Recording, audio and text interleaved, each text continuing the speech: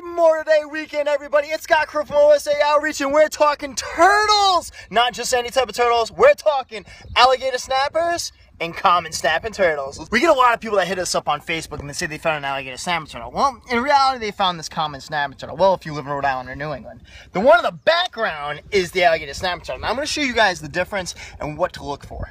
This little guy right here, this is a true alligator snapping turtle. Now, this is the United States' largest species of freshwater turtle and one of the largest freshwater turtles in the world. One of the most distinct characteristics of this species is that famous head. It's where they get the name loggerhead from, and you can see how big that head is. That head's absolutely massive, and that front beak is absolutely huge. They have these big monster, and they have these super heavy heads. And you'll actually see, I can actually pick this one up right from here. Now, in general, you can see the mouth opening up right now. A lot of people think we have these alligator snapping turtles, but we don't. The range on these guys is actually really down south. They're a much farther southern species and actually are becoming more rare to actually find in the US now. And you can see that tongue just wiggling, moving. And see the eyes? See how the snout's much more pointed? And that's so he can lift his head up out of the water just enough to get his eyes out, see what's going around, and stick it right back in. The thing that makes these guys so famous is that mouth. Now when it opens its mouth, woo! Get a little close there. When it opens up its mouth, you can see that worm-like tongue. Well, they'll sit there at the bottom of that rivulet, holding that tongue and just wiggling it. And they're waiting for a food source to come by. So they're waiting for a fish to come by, to come eat that worm. And then when it comes up too close, that's when it comes up and just snaps up at it. This is an ancient living dinosaur. You can just see how big that head is, how it walks across. And then on the back of the carapace, that's the back of the shell, you can actually see the three very distinct markings, these three ridges that go all the way down. Now the shell has also got very large ridges here. Ooh, it's okay. And here, and also here. Now she's doing, well, it's a male. This male's doing whatever he can to defend himself. But mostly what they do is they perch up. You see his back's down, his body's out, and he kind of leaves that mouth opening. And his strike range is pretty much from here to about here, but back of the head's too heavy to actually come up, so it's okay. It's okay. This species of turtle, full grown, can hit up to 200 pounds. We're talking about a massive species. Average though is around 75 pounds. Another huge difference is that mouth, that range. You see how wide that mouth can open? That's a lot bigger than our common snapping turtles. The mouth is absolutely huge. And also for a bite preference, these have the strongest bite pressure for any animal without teeth. This cute little girl right here is a common snapping turtle. This is our snapping turtle species right here from Rhode Island.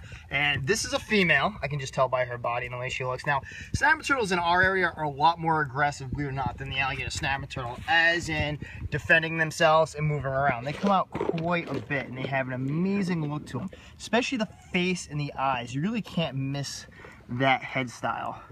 Hi, honey. This turtle here is an average adult female. They're usually about 25, 30 pounds, and they can get bigger than that, but that's about average. Full grown, a maximum, a beast will be around 50 pounds. Now on this common snapping turtle, we can see is the nose is different. So the nose is definitely more like more of a nub. It's not as long as the alligator snapping turtle is. Now the difference also is the way they hunt. The hunting style on these guys is totally different as well. Common snapping turtles are scavengers and they're nomadic predators. What that means is they actually search and look for their food. The alligator snappers don't. They're an ambush predator, and that's why they have that worm-like tongue. They sit there and they wait for it. They wait for a food source to come to them. These guys will chase it right on down. The head's also not as large as well. Males actually have bigger, thicker heads, and I can usually tell a male from a female just pretty much by looking at it. But see her aggression? She's going to do whatever she can to defend herself. And you can't blame her. That's just how she protects herself. Let's take a look at the carapace on the back of this common snapping turtle. The carapace is more rounded. See how round this is? It's a very round shell. Now, it also has a little bit of distinct markings on the back, but see how it's so flat right here? Not flat, but rounded. It's not as pronounced as the other ones is. It gets a little more pronounced here. When they're babies, it's a lot more pronounced, but pretty much just the back, where they have the ridges around the very back. Very distinct on the shell. But what you'll notice big time about the common snapping turtle, they're actually way more aggressive. Ah, isn't that true? Now, why are common snapping turtles so important to our ecosystem?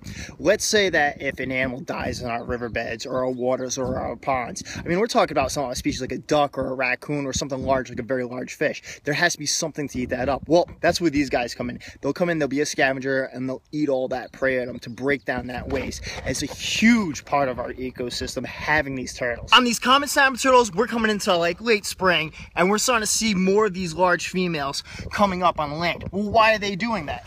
They're actually coming up to lay their eggs, and that's really important for them. So they come up and they find these spots to lay their eggs, and you'll see the distance they travel just to do it. As these females come out to lay their eggs, you just kind of want to leave them alone, let them be on their magic way. If they're in the way or crossing the street, just do me a favor, don't grab them by the tail. It absolutely does hurt them, and what we do is we always go for the back of the shell. I can't put my hand over the top of her head because you can see her strike range. She can absolutely get you from there. These two side by side are absolutely ancient living dinosaurs. I absolutely love it, seeing both these species next to each other. We're gonna let this female go. She's part of the ecosystem here now. I don't bring her back to the water.